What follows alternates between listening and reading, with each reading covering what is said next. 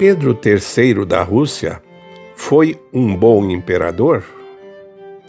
O futuro imperador Pedro III nasceu na cidade portuária de Kiel, no norte da atual Alemanha, na família do duque Karl Friedrich de Holstein-Gottorp e sua esposa Anna Petrovna, filha de Pedro I.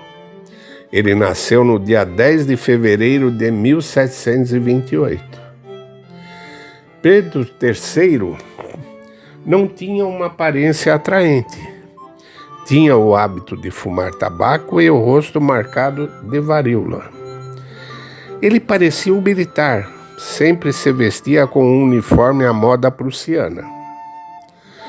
Como foi criado na Alemanha, gostava muito de assuntos militares e admirava o governo e o exército prussiano. Se identificava mais com a religião protestante do que com a ortodoxa. Ele também adorava música, pintura e fogos de artifício. Elizabeth Petrovna, que se tornou imperatriz em 1741, queria assegurar o trono através de seu pai e ordenou que seu sobrinho fosse trazido para a Rússia. Trazido da Alemanha aos 13 anos, imediatamente foi entregue nas mãos dos russos, educado por eles na religião e na moral do império. No final de fevereiro de 1742, Elizabeth Petrovna foi com o sobrinho a Moscou para sua coroação. Em 25 de dezembro de 1761, às 3 horas da tarde, morreu a imperatriz Elizabeth Petrovna e Pedro ascendeu ao trono do Império Russo. Vários meses no poder revelaram a natureza contraditória de Pedro III. Quase todos os contemporâneos notaram traços de caráter do imperador como uma pessoa muito ativa, bondosa e crédula. É difícil avaliar um governo que durou apenas 6 meses, mas o imperador estava energicamente engajado nos assuntos de Estado. De manhã ele estava em seu escritório, onde estudava relatórios. Depois corria para o Senado e analisava os assuntos mais importantes. Entre os assuntos mais importantes de Pedro III estavam a abolição da chancelaria secreta, o incentivo às atividades comerciais e industriais através da criação do Banco do Estado e da emissão de notas, a adoção de um decreto sobre liberdade de comércio exterior. Contém também a exigência de respeitar as florestas como um dos recursos mais importantes da Rússia. Entre outras medidas, os pesquisadores observam um decreto que permitiu o estabelecimento de fábricas para a produção de tecidos para vela na Sibéria, bem como um decreto que qualificou o assassinato de camponeses por proprietários de terras como tortura de tirano e previu o exílio vitalício para isso. Ele também parou a perseguição aos velhos crentes. Os atos legislativos adotados durante o curto reinado de Pedro III tornaram-se em grande parte a base para o reinado subsequente de Catarina II. A atividade legislativa do governo de Pedro III foi extraordinária.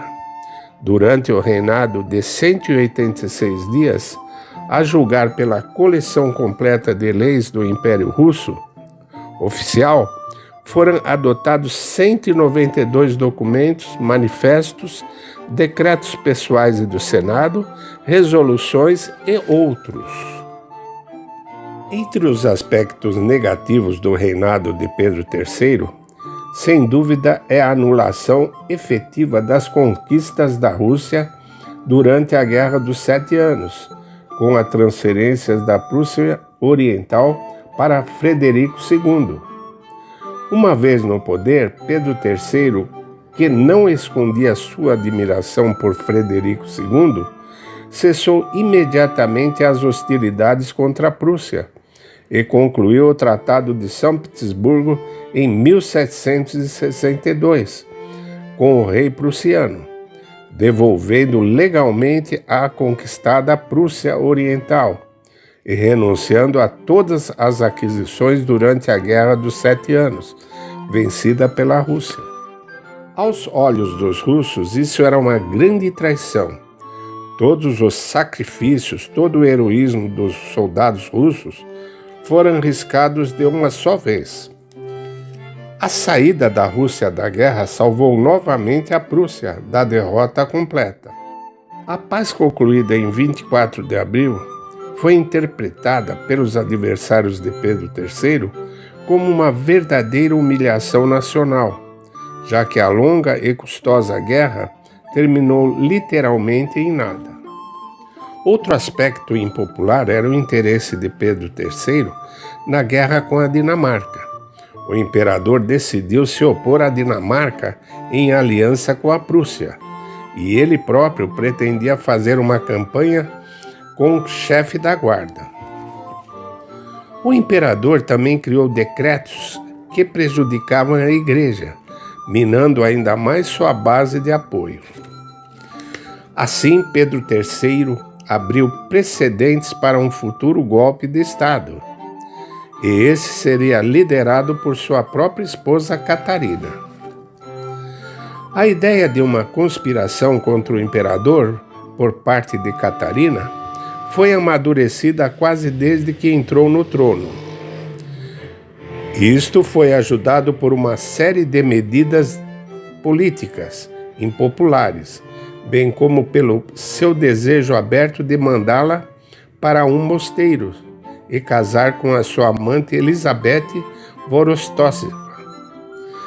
Em 28 de junho de 1762, os conspiradores fizeram um golpe no palácio. Nas fileiras da guarda, uma conspiração contra o imperador tomou forma nos últimos meses da vida de Elizabeth Petrovna, graças às atividades dos 3 irmãos Orlov, dos quais o mais velho era amante da imperatriz, e os irmãos Roslavev e Lasunsky. Entre os mais altos dignatários do império, os conspiradores mais empreendedores foram Nikita Panin, professor do príncipe, e o futuro governador de Moscou, Mikhail Volkonsky. A derrubada de Pedro III não foi sem uma participação estrangeira.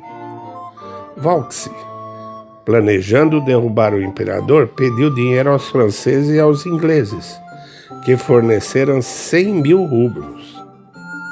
Na capital, a guarda, o senado e o sínodo juraram lealdade à imperatriz, e em pouco tempo a guarda avançou em direção a Peterhof, onde Pedro III foi preso e escoltado até o palácio de Hopscha, a 30 milhas de São Petersburgo, onde uma semana depois, em 6 de julho de 1762, morreu com 34 anos. Segundo a versão oficial, a causa da morte foi cólica e diarreia, agravada pelo consumo prolongado de álcool. A morte de Pedro III foi algo suspeito, pois sua esposa Catarina e os conspiradores tinham todos os motivos para temer o retorno de Pedro ao trono. No entanto, o ex-imperador sempre teve problemas com o excesso de bebidas alcoólicas e sofria de hemorroidas, razão pela qual não conseguia ficar sentado no mesmo lugar por muito tempo. Infelizmente, nunca teremos certeza da causa da morte de Pedro III. Podemos apenas nos contentar com conjecturas e especulações. Inicialmente, Pedro III foi sepultado sem qualquer honras em 10 de julho de 1762 no mosteiro de Nievski.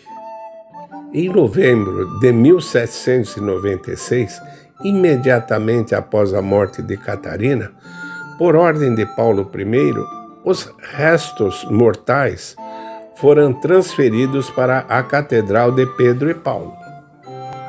O tema desse vídeo foi uma sugestão do nosso inscrito, Guilherme Umbelino. Você também gostaria de sugerir um tema para os próximos vídeos? Deixe nos comentários. Sua participação é muito importante. Todo o conteúdo do canal agora é em livro.